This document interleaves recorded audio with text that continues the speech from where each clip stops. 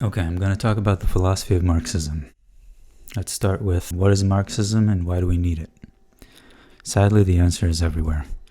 All around the world, we see record levels of poverty and hunger, environmental destruction and climate change, military conflicts, racism and police terror, violence against women, and the list goes on.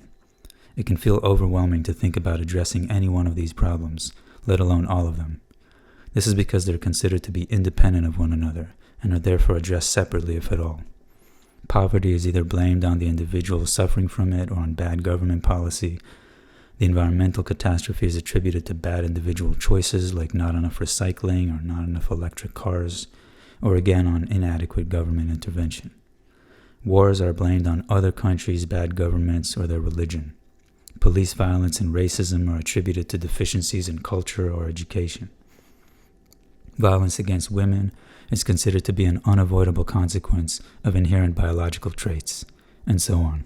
Each one of these crises has countless government programs, nonprofits, and other organizations dedicated to combating it. Despite that, the major crises are becoming worse. This is because all these problems are interconnected, and behind all of them is one root cause, which remains untouched by these isolated efforts: the capitalist system. Under this system, the world's resources and wealth are controlled by a small class of capitalists who own the largest multinational banks and corporations. This concentration of global power in the hands of a few has enormous consequences for all humans and the planet. As more wealth is concentrated in the hands of the biggest capitalists, billions of people are thrown into deeper poverty. Today, the vast majority of people on Earth work to produce profits for the capitalist class, whether directly or indirectly. They have become the most powerful ruling class in history. To maintain their rule, the capitalists require a police and prison system to subdue the working class. Constant war is waged on their behalf so they can access new markets and control foreign resources and labor. Their profits are invested in endless corporate growth, which results in ever-increasing destruction of the environment. As a result, we're now in an era of mass extinction that threatens to destroy the human species even in the 21st century. The capitalist ruling class has only a few tens of thousands of corporation owners, while the world population is 7.8 billion people. For so few to be able to rule over so many, a system of divide and rule is essential. Therefore, the rulers constantly promote ideas like racism and nationalism to divide workers against each other and weaken resistance to their rule. From the early days of capitalism after the Industrial Revolution, many of its problems were pointed out by critics known as socialists. However, just like today, these problems were understood in isolation from one another. These early socialists had no analysis of the capitalist system as a whole and how it functions globally. Thus, they could only mitigate the violence of capitalism here and there, but did not have a plan to completely replace the system. In order to do that, we need to understand how the entire system works. It wasn't until the mid-19th century that the socialists Karl Marx and Friedrich Engels formulated a theory of social change that explained the development of capitalist system as a whole. This theory is now called Marxism or revolutionary socialism. Contrary to popular myth, Marx and Engels were not just scholars who studied capitalism and dreamed of socialism. They were revolutionaries, working tirelessly as organizers in the international labor movement. Marxism draws heavily from science and philosophy, but also from the struggles of the working class, in which Marxist ideas became a social force. Thus, Marxism is a tool both for understanding the world and transforming it. As Marx famously put it, philosophers have hitherto only interpreted the world in various ways. The point is to change it. Now, the word philosophy can mean different things, but it usually involves grappling with foundations of some subject or another, whether abstract or directly related to everyday life. In other words, philosophy means thinking about the basic questions. The foundation of Marxism is a philosophy known as Dialectical Materialism, although Marx and Engels did not use that term. As the name suggests, this philosophy has two components, dialectics and materialism, which cannot be completely separated as they inform and modify each other. Nevertheless, we shall focus on materialism first, and then on dialectics, and then how they work together. Throughout the history of philosophy, there have been two opposing trends of thought, materialism and idealism. Confusingly, the words idealism and materialism also have completely different meanings in everyday English. In philosophy, however, materialism has nothing to do with seeking personal wealth or being obsessed with possessions and thinking that they're more important than values or anything like that. Also, idealism in philosophy has nothing to do with an unrealistic pursuit of ideals. In philosophy, idealism is the belief that the mind exists or operates independently of physical processes, or that it's the root cause of physical changes, or material changes. According to materialism, the opposite philosophy, the mind is a product of physical processes, matter, energy, space, time, and their interactions. In other words, materialists hold that the mind is a product of the material world. The relationship between mind and matter may seem like a question for academics, but everyone makes the choice between idealism and materialism, whether they're aware of it or not, and this choice has real consequence for our lives. It informs how we approach almost any question about the world, about society, and even about ourselves. The difference between these two philosophies comes up when we stumble upon something that we don't understand. What do we do next? The idealist impulse is to look for non-physical explanations, such as the ability of spirits or the human mind to influence physical events. The materialist approach is to look for explanations in the material world. Historically, idealism was the only way available to human beings when they confronted many questions about nature and their environment. To take a well-known example, the origin of the universe was explained idealistically, and it still is for many people. The idealist explanation for the origin of the universe is that there is a mind or spirit that existed before all matter and that it created the universe. Other examples of idealism are to be found in how people explain many events in their daily lives. Every object in nature was believed to be animated by spirits or deities, or even identified with them. Questions about the weather, for example, were approached in this idealistic way. Rain, wind, storms, they were all thought to be the work of spirits and gods. The materialist approach is to answer all questions about nature by examining the physical processes in nature itself. Now, this is easier said than done. It took millennia for human beings to develop the tools and knowledge to be able to examine and analyze physical processes. The materialist approach to the question of the origin of the universe, for example, resulted in the science of physical cosmology in the 20th century. According to cosmologists, the universe is about 13.8 billion years old, and planet Earth about 4.5 billion years old. Hundreds of millions of years after Earth's formation, very simple life forms began to develop on its surface. From the science of evolutionary biology, which is from the 19th century, we learned that it took hundreds of millions of years more for these life forms to develop into complex organisms with central nervous systems and minds. Mind is therefore a product of the material world, and its emergence is a very long and complicated process. Similarly, changes in weather today are approached by way of materialism. The result is the science of meteorology, which studies the atmosphere and its interaction with the oceans and other bodies of water. Meteorology explains how hurricanes and droughts occur without any recourse to deities or spirits. Meteorology is not a closed book, however. There's much more to discover in it, as we can see from the fact that weather forecasts are often wrong. The same is true for all the other sciences. The scientific method, which emerged in more or less its modern form in the 17th century, arose from applying the philosophy of materialism. Since Marx's theory is based on a materialist approach to understanding society, Marx and Engels called it scientific socialism. Now, being a materialist does not mean you automatically have all the answers to all questions. It just means you seek answers in a certain way. Although modern science gave a huge boost to the development and acceptance of materialism, it's not that this philosophy made its first appearance only with the advent of science. Idealism was the dominant approach for millennia, but materialism existed alongside of it as well. The two opposing philosophies informed each other through generations of trial and error and philosophical debates. In fact, Marxist materialism today could not have been as nuanced and accurate as it is without the influence of idealism. The short explanation for the importance of idealism is the fact that ideas do actually influence material reality sometimes. If we didn't believe that ideas can influence matter, we wouldn't be teaching Marxism, which is an idea, as part of our efforts to overthrow capitalism, a material system, and build a better society. The transition of society from idealism to materialism as its common sense or accepted approach is a long process that is still underway. As humans continue to develop new tools and techniques, so too will our understanding of the world continue to develop, and the idealist impulse will become less attractive. Materialism has replaced idealism almost entirely in the exact sciences like physics, chemistry, and biology. This process of transformation from one philosophy to the other, however, has not gone very far in the social sciences, where idealism still reigns supreme. It's the go-to method in history, economics, sociology, and psychology. This is also true outside of academia when it comes to how people usually think about society. Idealism is the philosophy of mainstream media, politics, and the education system. It's the common sense of our time. Why has our society come to adopt materialism in physics, chemistry, and biology while being stuck in idealism when it comes to social thought? This strange, uneven development is also a result of limitations imposed by capitalism. Just as big oil corporations and chemical corporations preserve their profits by blocking many useful scientific discoveries from being widely implemented, such as sustainable energy technologies and high-speed public transit, the capitalist class as a whole has an interest in maintaining idealism as the underlying philosophy for how we think about society. Thus, idealism dominates the corporate media, the schools, the universities, and all the institutions directly or indirectly controlled by the capitalists or the bourgeoisie.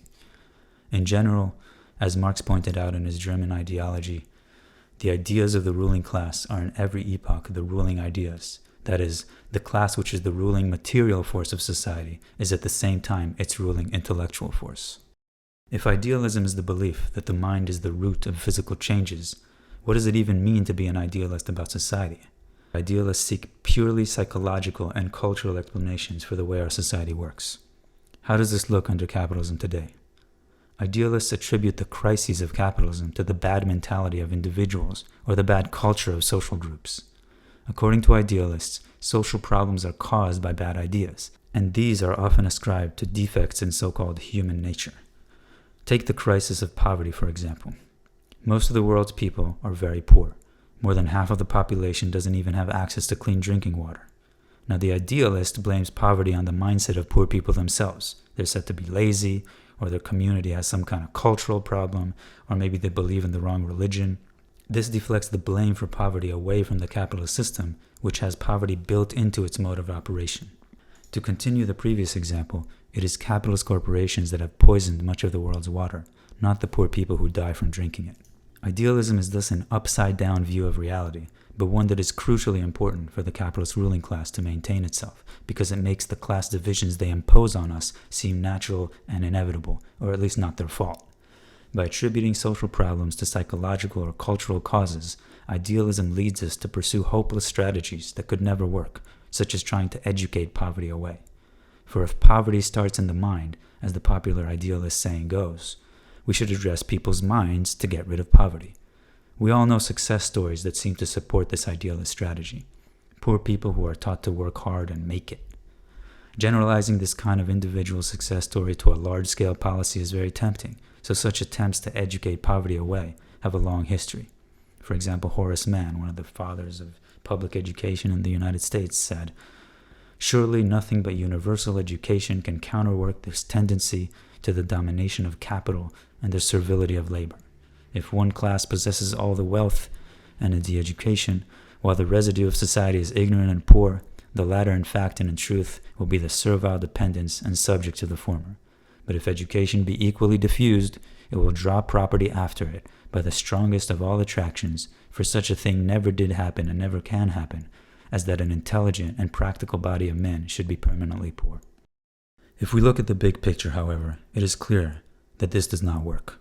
Simply addressing individual mindsets or cultivating different values ultimately does nothing to reduce the overall level of poverty. When it becomes evident that such an approach cannot work for society, we give up and resign to poverty as a lost cause or something that can only be mitigated by the philanthropy of the capitalists who caused it in the first place. Now, what would a materialist alternative look like in the social context? Humans are social animals whose mentality, thoughts, and feelings are shaped by interaction with their environment. Therefore, materialists always look at social environments when examining the predicament and mindset of individuals. For example, if a person grows up in a secular community, they're more likely to be an atheist than someone growing up in a religious community. If someone was raised in a working class family, they will have less opportunities in life and will be likely to stay in the working class. A more thoroughgoing materialist would go further and examine not just the family context but the larger community. The poorer a community is, the less likely it is for people in it to enjoy social mobility, that is, to escape poverty. However, even if we explain the predicament of individuals by considering their social environment, we're only halfway there. The next step is to explain how these particular social environments came into being in the first place. Here we see another level in which idealism commonly appears.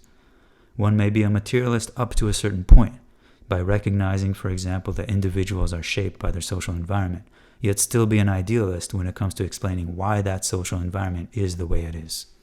A familiar case in point is how systemic oppression is usually explained. For example, one of the most violent forms of oppression to see today is racism.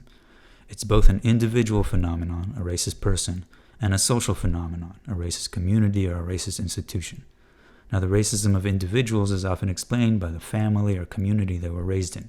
So far, this explanation appears to be materialist, because the ideas of people are explained by considering their social environment. The materialist approach, however, usually stops there. The next question is, why did certain social groups develop a racist culture in the first place? This is where social idealism often creeps back in. In the United States, for example, it's very well known that racism against black people started with slavery. But what came first, slavery or racism?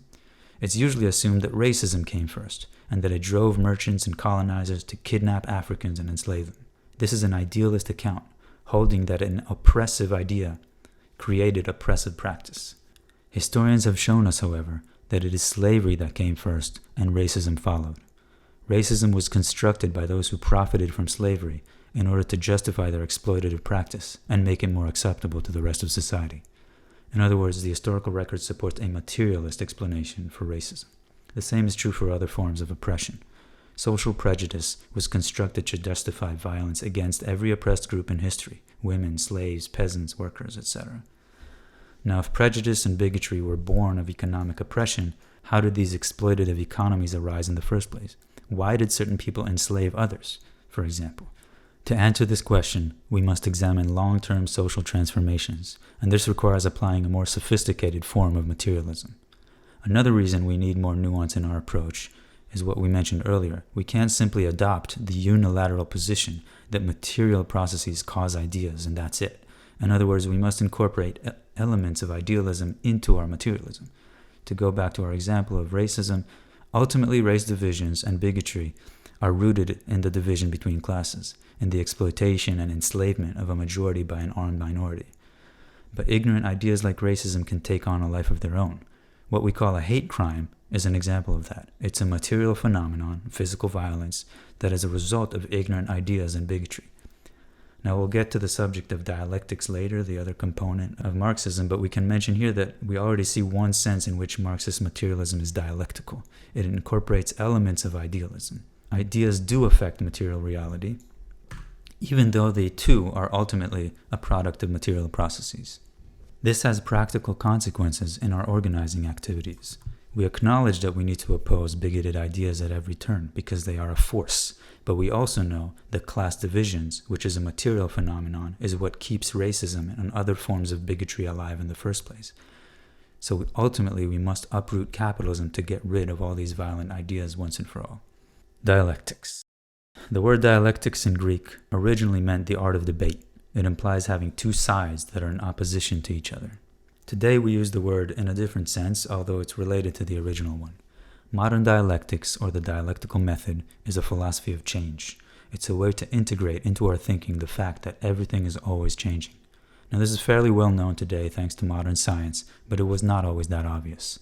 It's easy to see that human beings and other animals are undergoing change since we witness their birth, their aging, their death. But some objects seem to be static, like crystals. Other things are considered static for the most part, even if some minor details change about them. This has been the common opinion about all civilizations. Those who lived under the rule of lords and kings believed their social systems to be permanent. Similarly, slavery was considered a permanent fixture of society for thousands of years. Now, we may scoff at those old ways of thinking, but they're just as prevalent today about capitalism. Most people assume that this system of capitalism is here to stay forever.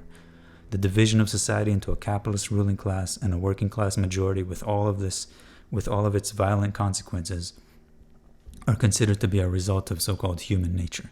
We're always told that humans are power hungry and competitive, and that a power hierarchy is an inevitable outcome of that permanent and unchanging thing called human nature. Such opinions about society are examples of formalistic thought, or formalism, which is the opposite of dialectical thought. We call this static way of thinking formalistic because it involves an incautious application of formal logic, as we shall see later. Just like idealism, formalistic thinking is a major component of common sense.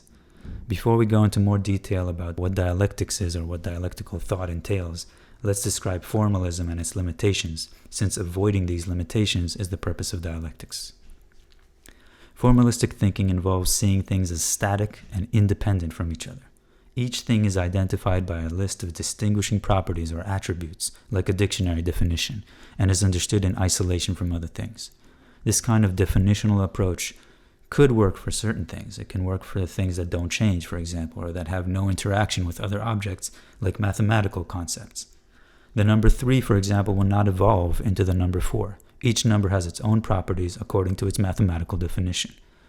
Numbers and other mathematical objects like circles and lines are very useful, but they're abstract concepts, not material things, not physical things. When it comes to material objects like rocks, trees, animals, societies, the static or definitional way of understanding things leads to serious errors. A formalistic understanding of a human being, for example, will focus on their personal traits as observed in a short period of time, like the way a police report is used to identify a person. This means neglecting both the longer-term development of that person from birth through childhood and so on, but also ignoring their interactions with other things, such as their relations with other people and their place in society. Formalistic thinking is applied to many things, not just humans. Take trees, for example. On first glance, a single tree might be defined like a dictionary does it. A woody, perennial plant, typically with a single stem or a trunk growing to a considerable height, blah, blah, blah. We tend to think of the tree as one solitary, independent object that has certain properties. But once we get a better understanding of the tree, we see that it is not a static and isolated entity, and it constantly breaks away from the rigid categories of a dictionary definition. The tree has a complex root system underneath the forest floor, interacting with the roots of other trees, sharing nutrients, interconnected with many other organisms like fungi. The tree has a complex origin and evolution. The same is true for all organic matter. In fact, the same holds for inorganic matter as well. Consider shoes in a store. We see a finished product, an isolated object that we'd like to own. We could define the shoes, describe their color, their weight, their smell, all their intrinsic properties. But now ask, where did these shoes come from? How did they come into existence? Then we see that the shoe is much more than this static set of properties in isolation. Think of all the human beings who played a role in making the shoe and bringing it to the store. The factory workers assembling the shoe, the raw materials, the leather, the slaughterhouse, the cows, the machines used in all of this production, not to mention generations of humans who had to produce those machines and the machines that made those machines, and so on. Think of the energy necessary to run the machines and to feed the people and how it was produced. Just from this one pair of shoes, we connect to the entire global system of capitalism, and even beyond, outside of planet Earth. The energy comes from the sun, and so on. Formalistic thinking ignores all of that. A familiar example of formalistic thinking that I mentioned before is the idea of human nature. In every class society, the construct of unchanging human nature serves to justify and preserve the status quo. Human nature is casually invoked to argue that things cannot fundamentally change, that some people are inferior to others, or that violence and oppression are unavoidable human tendencies. As a side note, the myth of human nature also reveals a connection between idealism and formalistic thinking. Human nature is assumed to be both unchanging, that's the formalism part, and to be the mental origin of the material problems of society, which is the idealism part. This static picture of class societies has its implications regarding our attitude towards the ruling class. If capitalism is really here to stay, as the formalistic thinkers tell us, it means that the capitalist class is necessary for society to function. Thus, a static picture of society amounts to defending the right of a tiny minority of billionaires to rule over billions of people. Of course, most people are not fully aware of the ruling status of the big capitalists, due to this myth that we're all equal under a democracy. Now, whether people are aware of the rule of bankers and oil magnates and so on, these capitalists are believed to be necessary, just as peasants believed that kings and other aristocrats were necessary protectors of their community. As a result, some members of the capitalist class, especially the more media-savvy billionaires, are not just tolerated, but revered as celebrities. Formalistic thinking is not necessarily failing to acknowledge change or the possibility of change. Many people believe in change and are still in the grip of formalistic thinking. What characterizes formalism is that material things are described and understood as if they are abstract and static. To some extent, it's impossible to avoid associating abstract concepts with the material world. The very use of language, with its regimented grammar, adjectives applying to nouns, involves abstraction, and thus may easily fail to represent important nuances in material things. Formalistic thinking can thus be seen as a crude use of language, or as forcing a simplistic reasoning method onto a complex and dynamic object of study. Formalistic thinking is often presented as a misuse of formal logic. So let's look more closely at the limitations of formal logic and how its use or abuse contributes to formalistic thinking. In general, a formal logic is a method of reasoning based on strict rules for using language and constructing arguments. The earliest logics were discovered by Indian, Chinese, and Greek philosophers in the 4th century BCE. The Greek philosopher Aristotle developed a logic that had enormous influence in the Middle Ages and continues to cast a long shadow on capitalist society today. Aristotle's logic is a collection of rules, or schemes as he called them, for constructing valid arguments. These are essentially what we now call templates. That is, they provide us with a form to be filled in, which is why we call it formal logic. Just to give an idea of how logical rules work, consider the classic argument: all humans are mortal, all Greeks are human, therefore all Greeks are mortal. Aristotle noticed that the properties Greek, human, and mortal can be replaced by any others, and the argument retains its validity. In other words, the validity of the argument does not depend on the particular choice of properties, but its overall form. He represented this form with letters or variables. All H are M, all G are H, therefore all G are M. You just plug in any property, any adjective, for example, in each variable, and you obtain a valid argument. Aristotle's logic is just a collection of rules like that.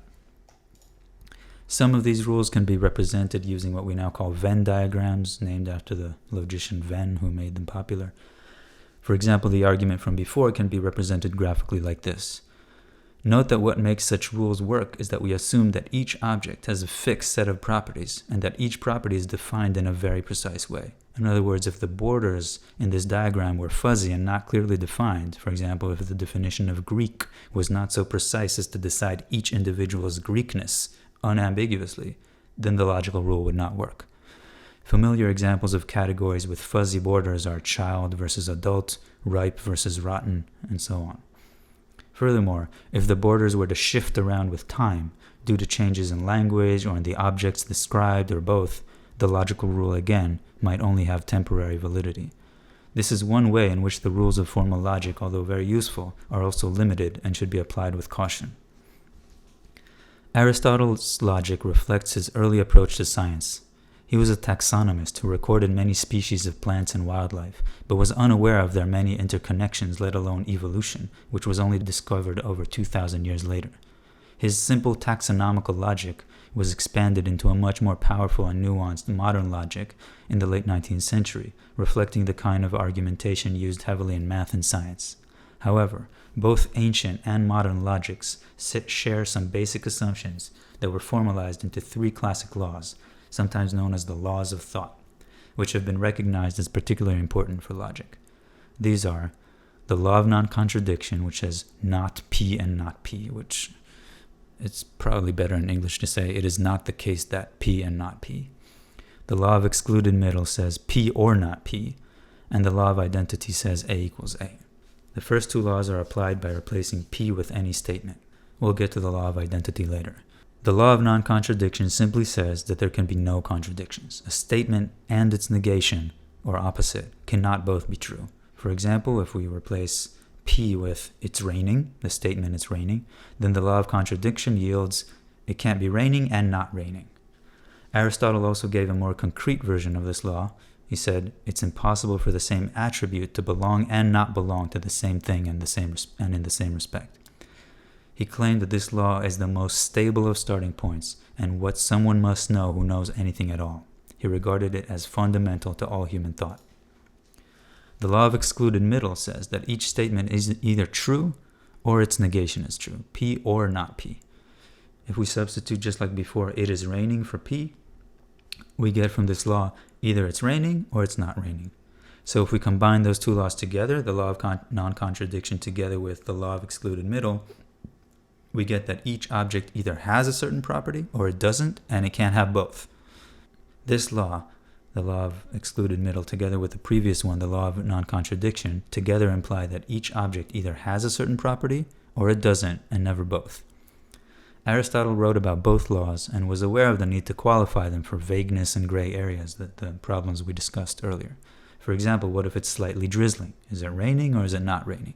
According to Aristotle, in order to answer that question in a strict binary way, yes or no, the attribute raining simply needs to be very clearly defined, and then the question can be settled in a strict logical way.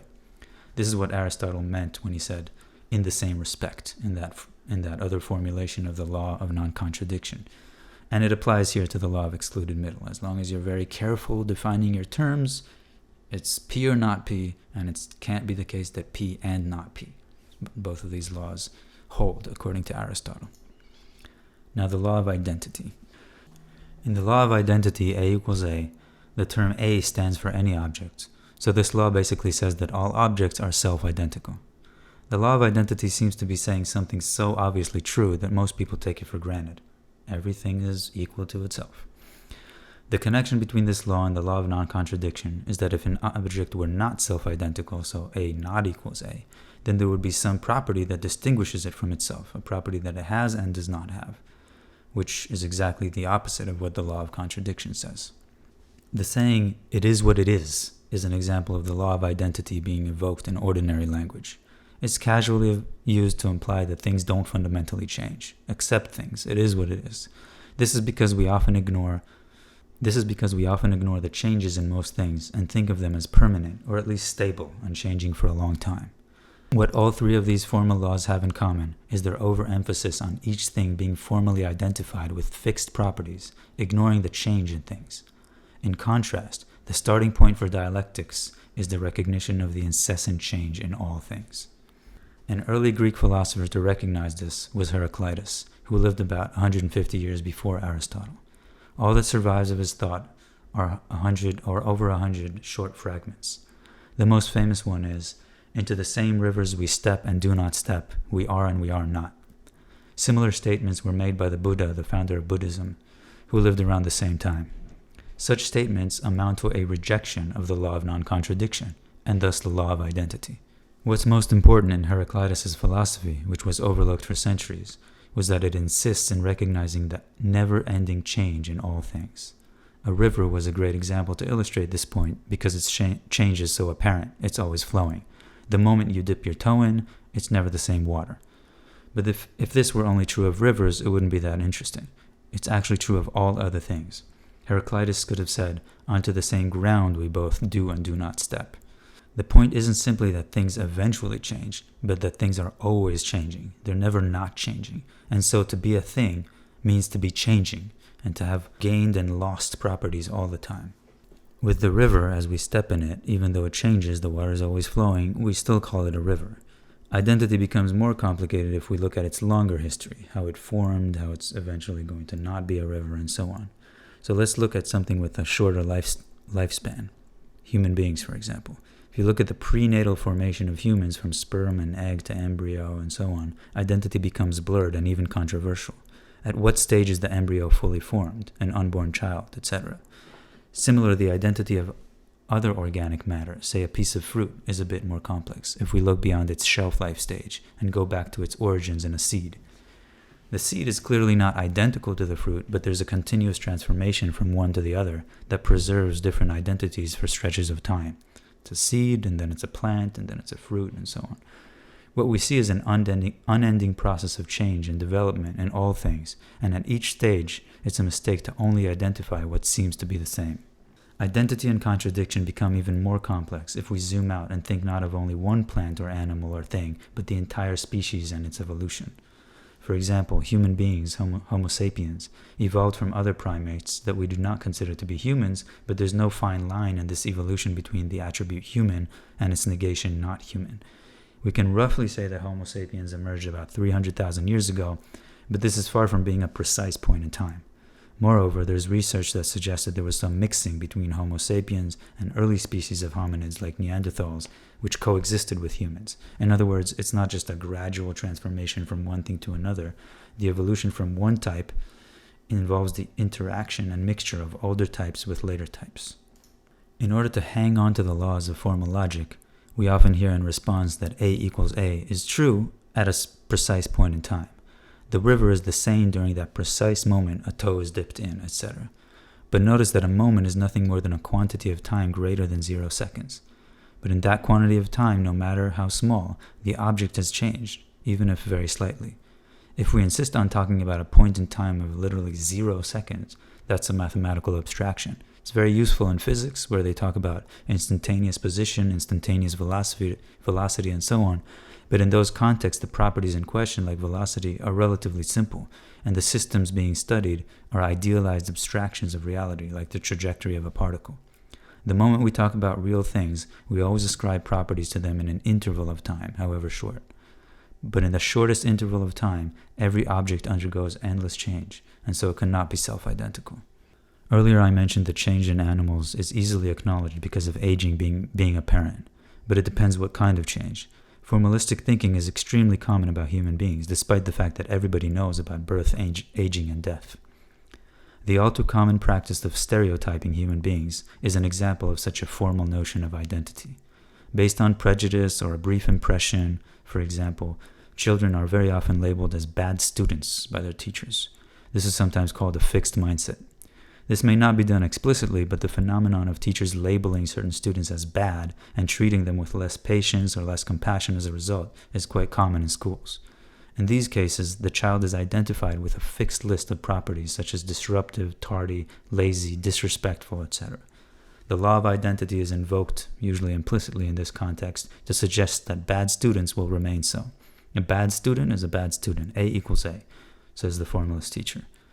The familiar saying, boys will be boys, is a slight variant of that idea, that even makes the implication of a static reality more explicit by identifying present and future. They will be boys. These examples show that formalistic thinking has real consequences for how we interact with each other.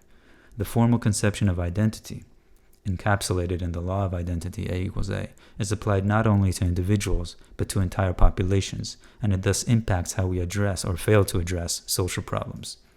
Now, recognizing that things are always changing doesn't tell us much in itself. It's only the starting point of dialectics. There are still many questions about how change occurs in things, and how these changes are reflected in our minds and language. The philosopher Hegel takes up these questions in his philosophy, which is known as dialectics. He saw himself as a successor to Heraclitus, the ancient Greek philosopher mentioned earlier, who rejected the law of non-contradiction and the law of identity. Hegel lived through the French Revolution and was deeply influenced by this massive social change around him, leading him to think very carefully about the relations between changes in society and ideas, between gradual changes and abrupt changes like revolutions and wars, about processes and interactions between things, how things come into existence and pass away. He developed the dialectical method in order to better understand such complex changes in the world. It's Hegel's dialectical philosophy that influenced Marx and Engels, who took this method and applied it to their materialist analysis of society. Often dialectics is counterposed to formal logic, especially in that it transcends the strict limitations of the 3 laws of thought that we discussed above. As we saw in the example before, however, just by replying yes and no to questions about properties of objects, we're not entirely throwing away the law of contradiction or the other formal laws.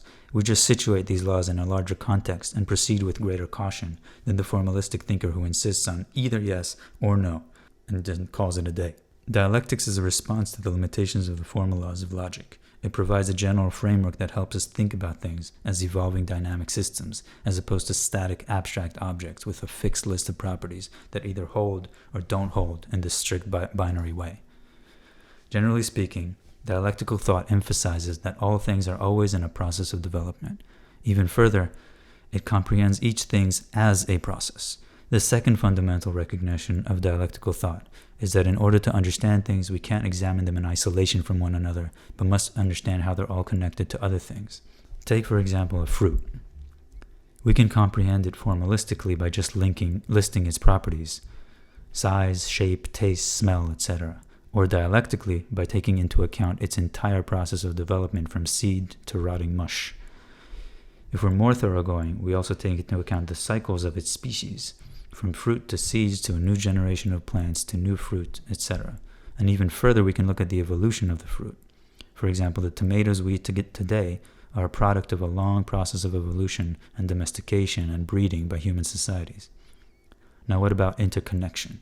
The tomato is not separable from its environment, from the sun that supplies the energy to the tomato plant, the soil that provides the nutrients, the farmers and workers involved in growing it and bringing it into the store we buy it from.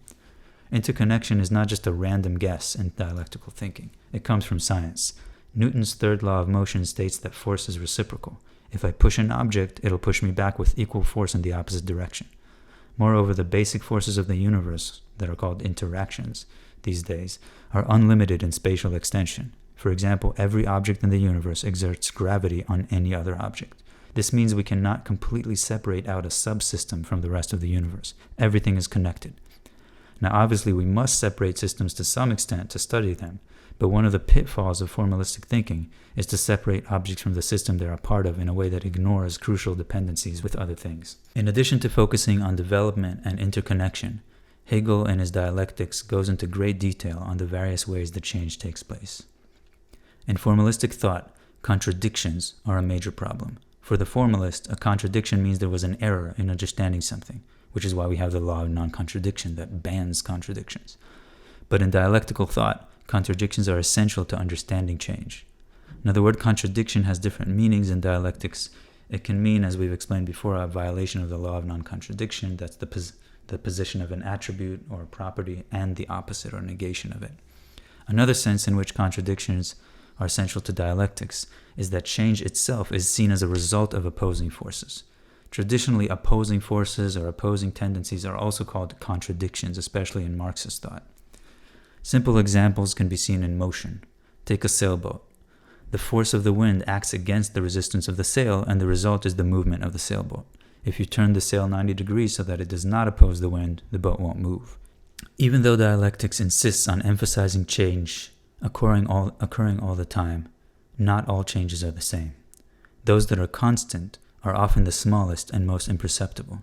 The change in an orange from one day to the next is not very noticeable. The fruit can remain in its ripe stage for weeks, but once it starts to rot, it can quickly develop into something useless that we throw in the trash.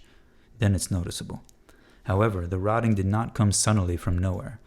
The seemingly static stage of ripeness involves changes within the fruit that set the stage for the rotting stage, but we don't notice them until the phase change occurs and the fruit is inedible. This is part of why we're tempted to think formalistically and ignore change or the possibility for significant change in the future, because the changes happening in the present are often so slow or gradual that they're hardly noticeable. But over time, those small changes lead to much greater change that is often very abrupt. The result is a combination of gradual change in properties called quantitative changes and relatively abrupt changes in the structure of things called qualitative changes. As a simple example of a dialectical process, consider the change in the chemical property known as state. Solid, liquid, gas, these are all the main states of matter.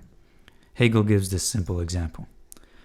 Water on being cooled does not little by little become hard, gradually reaching the consistency of ice after having passed through the consistency of paste, but is suddenly hard. When it already has quite attained freezing point, it may, if it stands still, be wholly liquid, and a slight shake brings it into the condition of hardness. Similarly, when liquid water is heated, it does not turn into gas by gradually becoming softer. In chemistry, the transitions between states are called phase transitions. Although observation with the naked eye will not reveal why these transitions occur so suddenly, modern chemistry explains what happens on the molecular level. As the temperature gradually increases, the water retains its liquid state for a while. The increase in temperature means that the water molecules get more agitated, they vibrate faster, and this agitation is in conflict with the force that binds them, which in chemistry is called a hydrogen bond. For a while, these two opposing forces balance each other out. Although the tension between the agitating molecules and the hydrogen bonds gradually increases, we might conclude just by looking at it that the water is not undergoing any change. It's still liquid. Even as it's getting hotter and hotter, it's still liquid. Now, this apparent stability is misleading. When the temperature reaches 100 degrees Celsius, or 212 Fahrenheit, the molecules vibrate so fast that they break their hydrogen bonds and suddenly float away from each other. The water becomes steam, or its gas state. We don't just see this in water. We see this in all things. The way new qualities emerge is through a buildup of small changes in quantity. To take a social example, gentrification leads to gradual rise in rent, until at some point there's an abrupt qualitative change, like the need to pack up and leave the neighborhood because the rent has become too high to afford. Larger scale social examples are wars, economic crises, revolutions, all of which seem to come from nowhere if we ignore the gradual buildup of quantitative changes that increase tensions that preceded the qualitative change. These changes in quantities like rising inequality, rising debt, rising class conflict, etc., ultimately explode in the qualitative change, which is the sudden social upheaval. Now that we have an outline of materialism and dialectics, how do we apply all of this to understanding society? First, we mentioned that materialism applied to society means that we see ideas and culture as a product of the material environment of human beings. Unlike animals who have nature as their environment, human beings have constructed over thousands of years a complex way of interacting with the environment and created societies and a social organization of production known as the economy. Thus, a materialist approach to understanding society always prioritizes finding the economic root of social phenomena. Now, what about dialectics? Dialectical materialism is the synthesis of these two approaches, usually in the context of studying society. Marx actually called it historical materialism, but after Marx and Engels, other Marxists started calling it dialectical materialism. We study societies dialectically, that is, by considering their life cycle, their trajectory of development, as opposed to identifying social systems with a simple list of momentary properties. Also, we recognize opposing tendencies or contradictions, to use the traditional term, as the motive force of change. The central contradiction identified by Marxists in all class societies is the conflict between classes. That's the first sentence of Chapter 1 of the Communist Manifesto. The history of all hitherto existing society is the history of class struggles. So Marx should have written class societies instead of just societies, because obviously there's no class struggle in classless societies, but that's what he meant. This marks a huge difference between how Marxists understand our history and our present situation compared to mainstream thinkers. To take the most dramatic example from the last century, mainstream historians see the world wars of the 20th century as sort of weird accidents. The first, they say, is a confluence of many treaties and one assassination, and the second is a result of the twisted mind of one man, Adolf Hitler. Marxists understand that these wars are inevitable consequences of the capitalist system and the class struggle inherent in it. Both wars were a result of the conflict between different national sectors of the bourgeoisie, or the capitalist class, about who gets to rule and exploit various countries in Africa, Eastern Europe, and Asia. The rise of fascism, and in particular Nazism, was a response to the Russian Revolution and other uprisings of the working class that threatened to remove capitalists from power. In other words, the most momentous and influential events that shaped the 20th century and the 21st are a result of class conflict. In particular, even though the working class lost the fight for socialism in the 20th century, which is why we're still fighting for it in the 21st, studying the conflict between the working class and the capitalists is the only way to really understand our situation today. Most of the regimes, the borders, and the balances of power in the world today are a result of these class struggles. In mainstream histories, the working class is barely mentioned, because class conflict in general is not recognized as the main motive force of social change in class societies. In his speech at the grave of Karl Marx, Engels summarized dialectical materialism as follows. Just as Darwin discovered the law of development or organic nature, so Marx discovered the law of development of human history.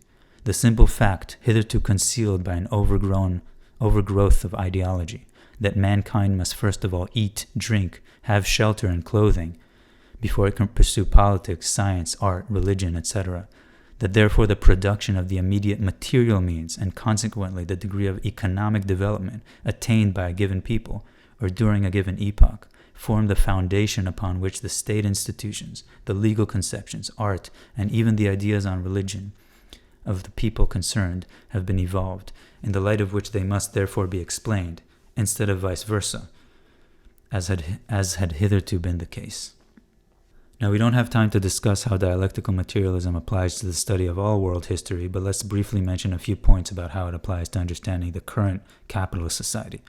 Let's compare a formalistic versus a dialectical understanding of capitalism. Here's a dictionary definition of capitalism. An economic system in which the means of production and distribution are privately or corporately owned, and development is proportionate to the accumulation and reinvestment of profits gained in a free market. And it's not bad, this is all true, but does it really explain capitalism to us? That's the question. Compare that to Marx and Engels' understanding of capitalism as given very briefly in the Communist Manifesto.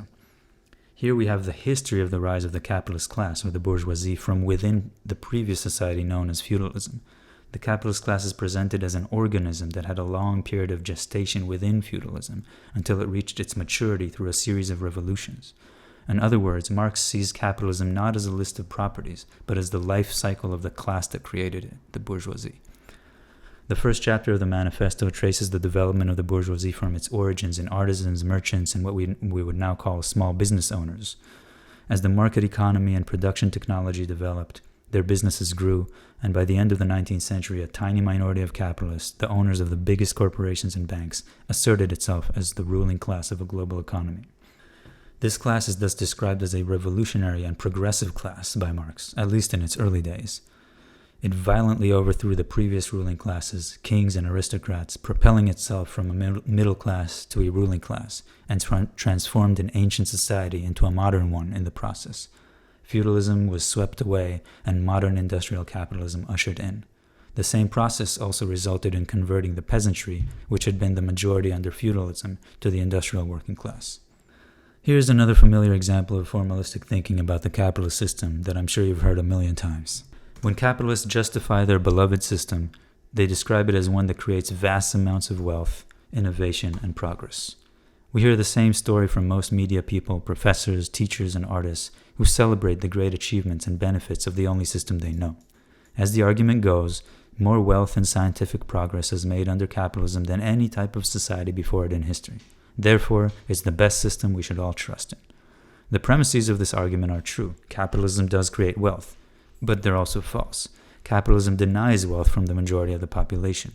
It even creates new forms of poverty that did not exist before the capitalist era, such as exposure to industrial pollution and the one we mentioned before, lack of clean water, which affects nearly half of the world's population. So does capitalism create wealth? Yes and no. This is a violation of the law of non-contradiction. Now, of course, a formalist would say capitalism creates wealth for some people and poverty for others. There's no logical contradiction here. The problem with this formalistic response is that it separates the phenomenon of wealth from that of poverty. This is one of the features of formalistic thought, to separate things belonging to different categories even when they are related and affect each other. In reality, the one respect in which capitalism creates wealth and the other respect in which it denies wealth are inextricably linked. The formalistic separation between wealth and poverty makes some sense if we talk about pre-capitalist societies, when poverty was often a result of real scarcity, famines, etc., not enough food being produced so people are hungry.